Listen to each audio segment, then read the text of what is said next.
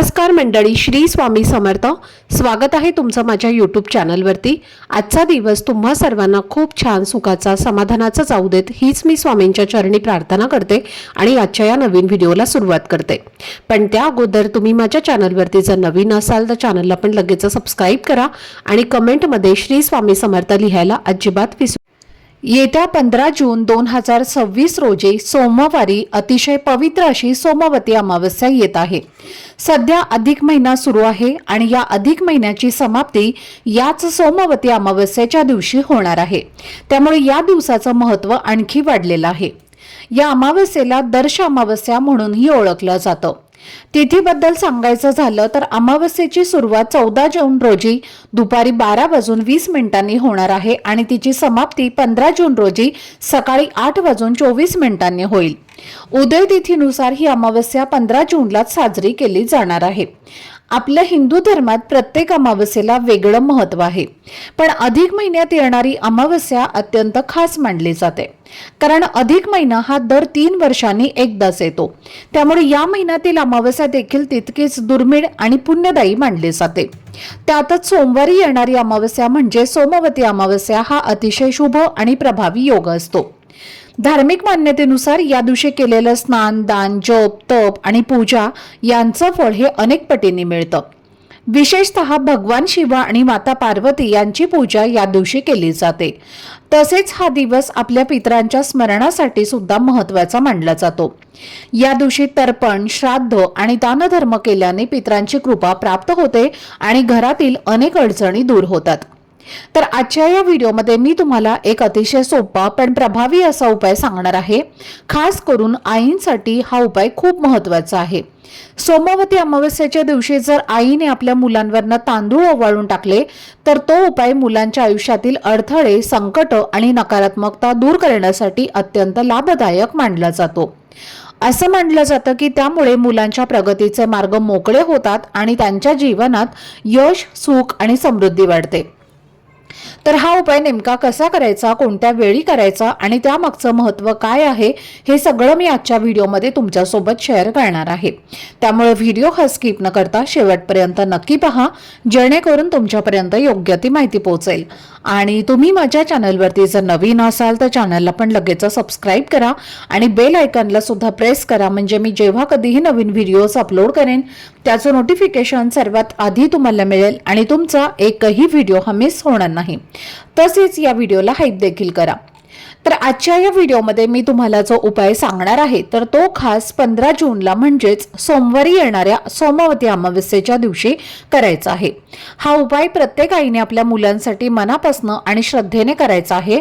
जरी त्यासाठी तुम्हाला त्या दिवशी सकाळी थोडं लवकर उठावं लागलं तरीही चालेल, पण ही संधी अजिबात सोडायची नाही, कारण असा शुभ योग वारंवार येत नाही. आपल्या स्वामींच्या मार्गदर्शनातून आपल्या मुलांच्या कल्याणासाठी हा एक अतिशय साधा पण प्रभावी उपाय आपल्या स्वामींच्या केंद्रामध्ये सुद्धा सांगितला गेला आहे आणि तोच उपाय मी तुमच्यासोबत शेअर करत आहे. त्यामुळे तुम्ही हा उपाय नक्की करा आणि त्याचा स्वतः अनुभव घ्या. आता प्रश्न येतो की हा उपाय कोणत्या वेळी करायचा. तर हा उपाय सकाळी 12 वाजण्याच्या आधी पूर्ण करायचा आहे. त्या वेळेच्या आत एक खास वस्तू मुलांवरनं ओवाळून म्हणजेच उतरवायची आहे. अमावस्येचा दिवस हाच नकारात्मक ऊर्जा दूर करण्यासाठी आणि मुलांची दृष्ट काढण्यासाठी खूप महत्त्वाचा मानला जातो. या दिवशी केलेले असे उपाय अधिक प्रभावी ठरतात. अनेक वेळेला असं होतं की मुलं कारण नसताना घाबरतात, चिडचिड करतात, नीट झोपत नाहीत किंवा सतत आजारी पडतात. काही वेळेला यामागे नजर दोष किंवा नकारात्मक प्रभाव असू शकतो असं म्हटलं जातं. तर अशा वेळी हा उपाय केल्याने मुलांच्या मनातील भीती कमी होते, त्यांना शांत झोप लागते आणि त्यांच्या तब्येतीमध्ये सुद्धा हळूहळू सुधारणा दिसू लागते. प्रत्येक आई वडिलांची एकच इच्छा असते की आपली मुलं आयुष्यामध्ये पुढे जावीत, अभ्यासात चांगली प्रगती करावी, करिअरमध्ये यश मिळवावं आणि कोणत्याही क्षेत्रामध्ये ते मागे राहू नयेत. पण अनेकदा मुलं खूप मेहनत करून सुद्धा त्यांना अपेक्षित यश मिळत नाही, मध्येच अडथळे येतात, कामं अडकतात किंवा प्रगती थांबलेली दिसते. तर अशा वेळी काही पारंपरिक आणि श्रद्धेने केलेले उपाय मानसिक आधार आणि सकारात्मकता देतात. हा उपाय घरातील लहान मुलांपासून मोठ्या मुलांपर्यंत, मुलगा असो किंवा मुलगी असो, सगळ्यांसाठी करता येतो. जर तुमची मुलं शिक्षणासाठी किंवा नोकरीसाठी घराबाहेर राहत असतील तरीही आई वडील घरातून त्यांच्या नावाने हा उपाय करू शकतात. कधी कधी मुलांना बाहेरच्या लोकांची नजर लागते, तर काही वेळेला आपल्या स्वतःच्या कौतुकातनं सुद्धा नजरदोष होतो असं म्हटलं जातं. त्यामुळे मुलं अचानक चिडचिड करू लागतात, आजारी पडतात किंवा त्यांचं मन अभ्यासात लागत नाही. काही वेळा त्यांच्या प्रगतीत किंवा आयुष्यातील महत्त्वाच्या गोष्टींमध्ये अडथळे येऊ लागतात आणि म्हणूनच हा उपाय खूप महत्त्वाचा मानला जातो. आजच्या व्हिडिओमध्ये मी तुम्हाला 2 उपाय सांगणार आहे. त्यातील पहिला उपाय तुम्हाला सकाळी करायचा आहे आणि दुसरा उपाय संध्याकाळी करायचा आहे.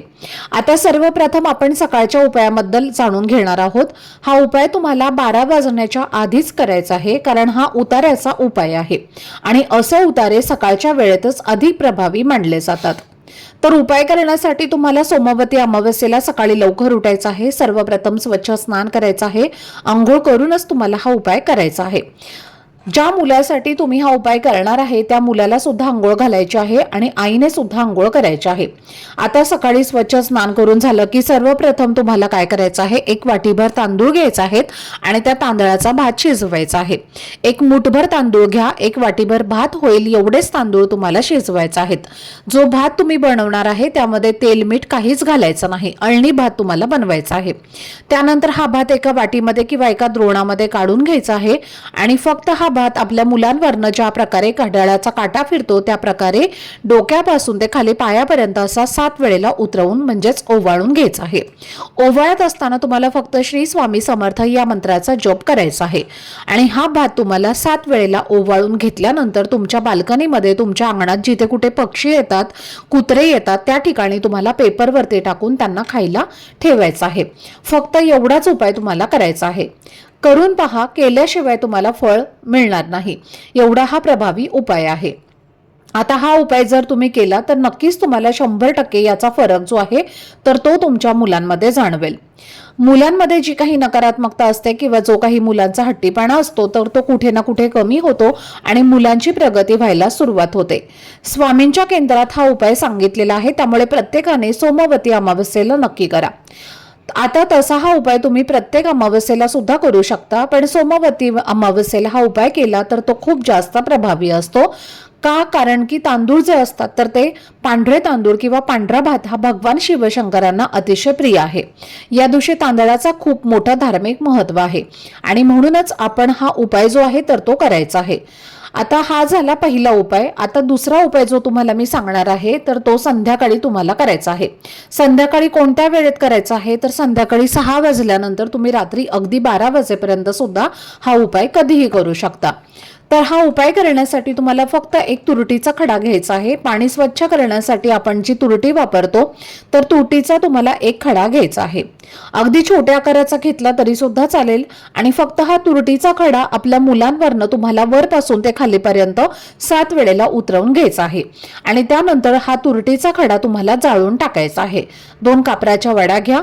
कापराच्या वड्या तुम्हाला प्रज्वलित करून त्यावरती ही तुरटी जी आहे तर ती तुम्हाला जाळून टाकायची आहे.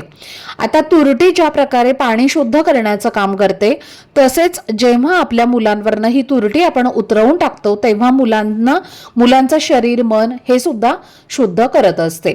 आपल्या मुलांना जी काही बाहेरची नजरदोष झालेली आहे, नजरबाधा केलेली आहे किंवा जी काही नकारात्मक ऊर्जा आपल्या मुलांमध्ये आहे तर ती संपूर्णपणे नष्ट होते आणि म्हणून हा एक उपाय सुद्धा तुम्हाला करायचा आहे.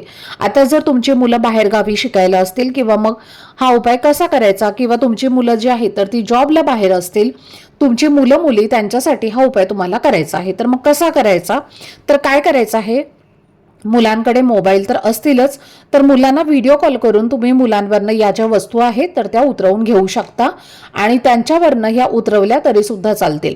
आता सांगितल्याप्रमाणे हा उपाय तुम्हाला करायचा आहे. खूप जास्त प्रभावी असे हे दोन्ही उपाय आहेत, त्यामुळे तुम्ही ते नक्की करा. दोन्ही शक्य असतील तर दोन्ही करा किंवा 2 पैकी 1 शक्य झाला तर 1 सुद्धा तुम्ही करू शकता. अगदी लहान मुलांपासून ते मोठ्यांपर्यंत सर्वांसाठी तुम्ही हा उपाय करू शकता. जर तुमच्या घरामध्ये सूतक असेल तर कोणताच उपाय तुम्हाला करता येणार नाही. स्त्रियांना मासिक धर्म असेल तरीही स्त्रिया आपल्या मुलांसाठी हा उपाय करू शकतात. मासिक धर्मामध्ये हा उपाय करू नये असं अजिबात नाही. मासिक धर्मात सुद्धा तुम्ही आपल्या मुलांसाठी हा उपाय करू शकता. तर ही अत्यंत महत्त्वाची माहिती मला तुमच्यापर्यंत शेअर करायची होती. आजचा हा व्हिडिओ जर तुम्हाला आवडला असेल, माहितीपूर्ण वाटला असेल तर व्हिडिओला लाईक करा. चॅनलवरती नवीन असाल तर चॅनलला सबस्क्राईब करा आणि हा व्हिडिओ आपल्या मित्रपरिवारासोबत जास्तीत जास्त शेअर शेअर करा. चला तर मग भेटूया पुढच्या व्हिडिओमध्ये. तोपर्यंत सर्वांना श्री स्वामी समर्थ. धन्यवाद.